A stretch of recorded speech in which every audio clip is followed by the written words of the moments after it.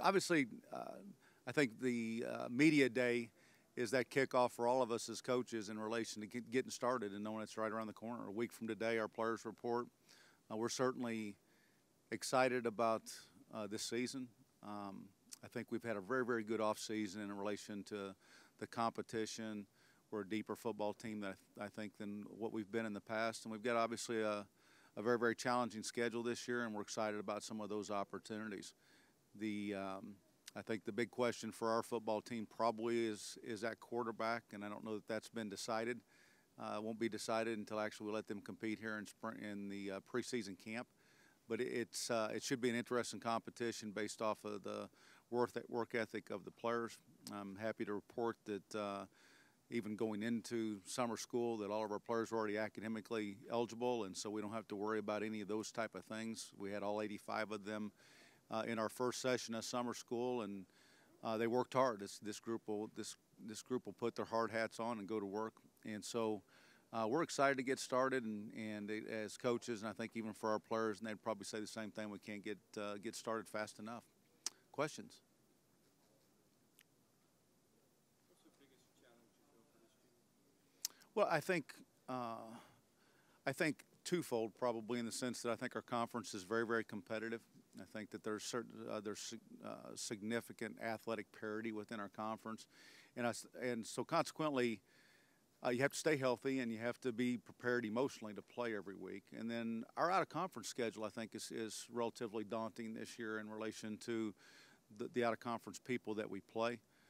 The other thing, obviously, is I think there's 5 teams this year that have open dates prior to open Saturdays prior to playing us, and so we know that we're going to get very, very healthy teams and teams that are a little bit more ready. And so we have to, I think, in preseason camp, we have to do a great job of creating enough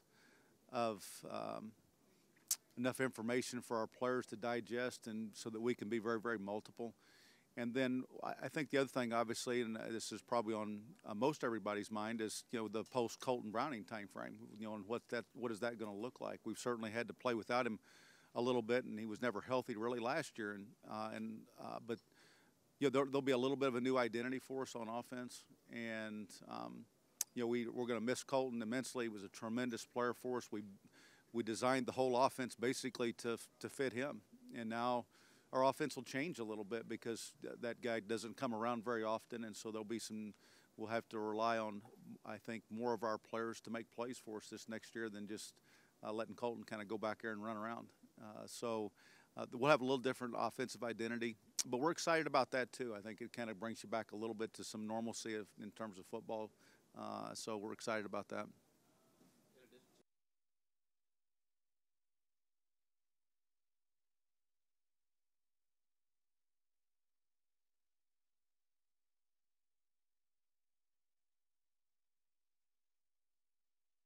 I think that obviously, right now, college football is in a makeover.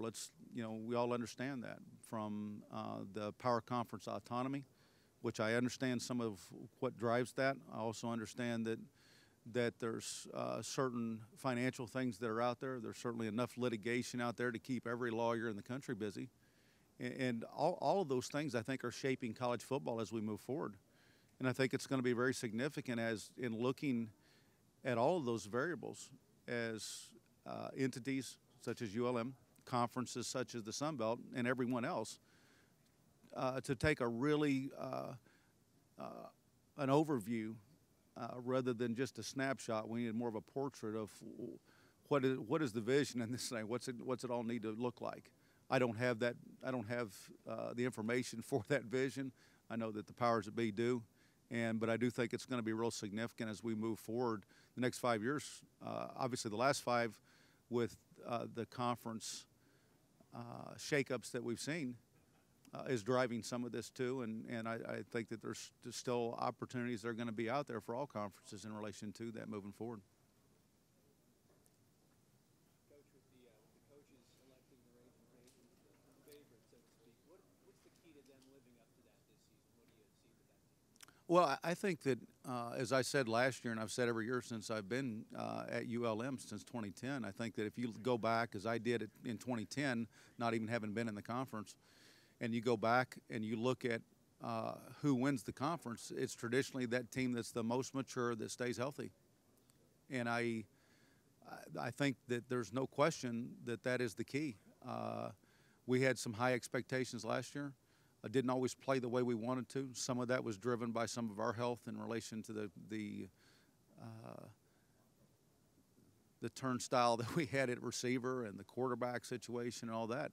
And obviously, we've got a bunch of great coaches in this league. I've got ultimate respect for all of those. Mark's done a wonderful job there.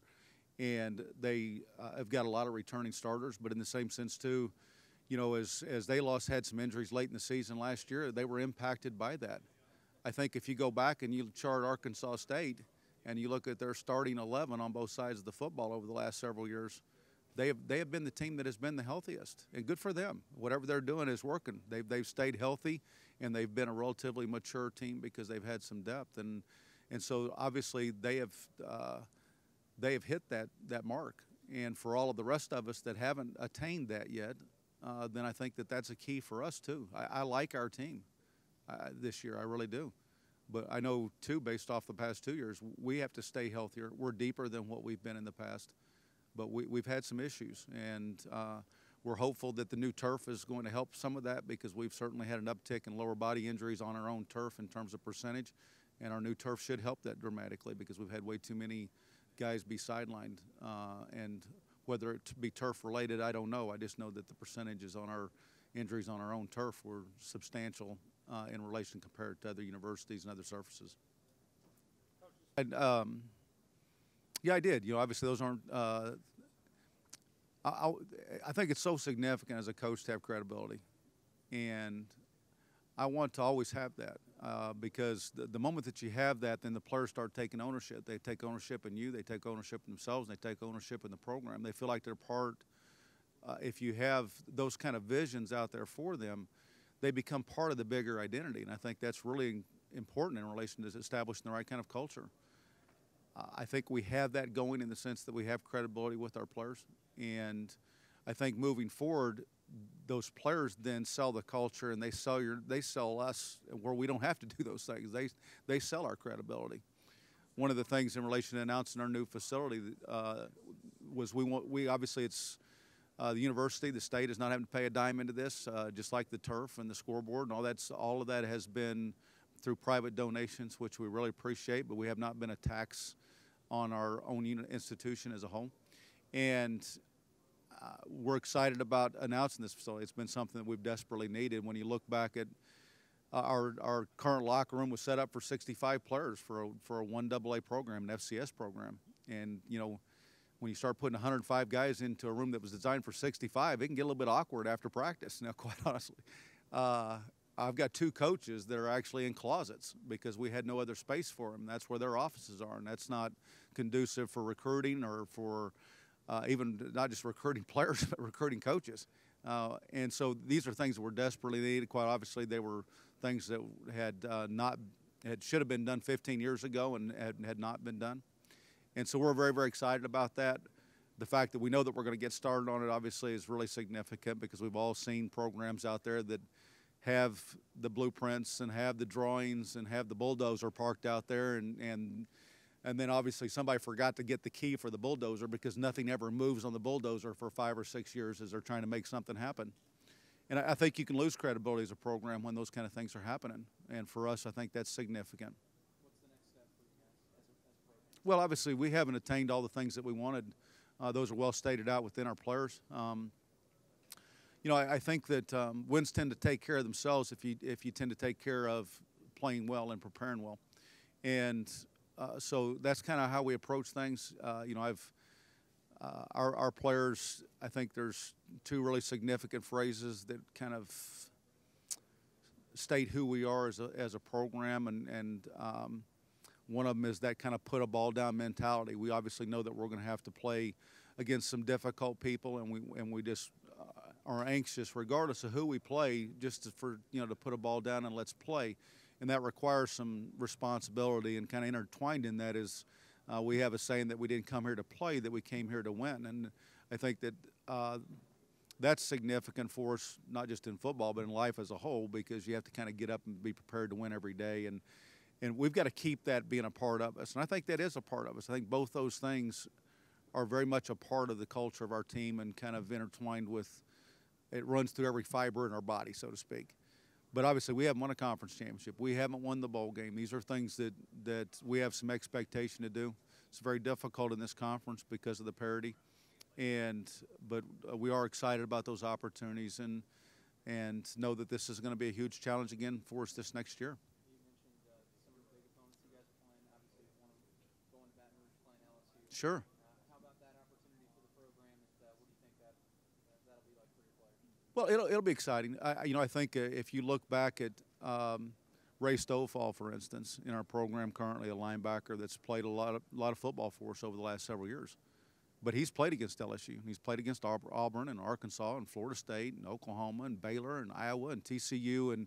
And so I guess my point in that is because we recognize the challenges, but we're also used to those challenges. We're used to going in those kind of environments.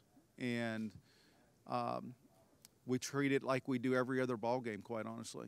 And I think that gives you an opportunity to keep you a little bit grounded. I think that last year, for whatever reason, in the first ball game against Oklahoma, defensively we played really well, and obviously Colton Browning got hurt early in the game. But I felt a little bit more strain on the guys than I've seen in the past from them, and we've never really strained along those lines. We've just kind of always smiled and said, let's go play ball.